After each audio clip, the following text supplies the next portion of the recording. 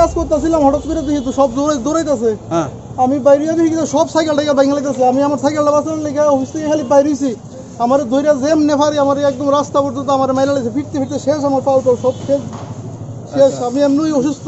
কোন অফিসে কাজ করতে? আমি ওই তো এই প্ল্যানিং ইঞ্জিনিয়ারিং অফিসটাতে কাজ করি, প্রিন্সিপালিটির অফিসটা। আচ্ছা, কে মারছে দেখছো নি? কে মারছে? ওই তো এখানে লোকটি মারছে, আমি দেখলে তো চিনুম, কিন্তু কেমনি শুনুম বুঝুম কনছে। আমার তো বাড়িতে বাড়িতে রাস্তা পর্যন্ত নিছে। কে লিগে মারছে? কে লেগে মারছে আমি কেমন জানো? আমি তো কাজ করতেছিলাম, আমি তো ইঞ্জিনিয়ার একজন, আমি অফিসে কাজ করতেছি। ইঞ্জিনিয়ার একজন, আমি অফিসে কাজ করতেছি, আমি প্ল্যানিং করতেছিলাম। আমার হঠাৎ করে আমার বাইকের এসে এমনি মাল। কয়জন মারছে?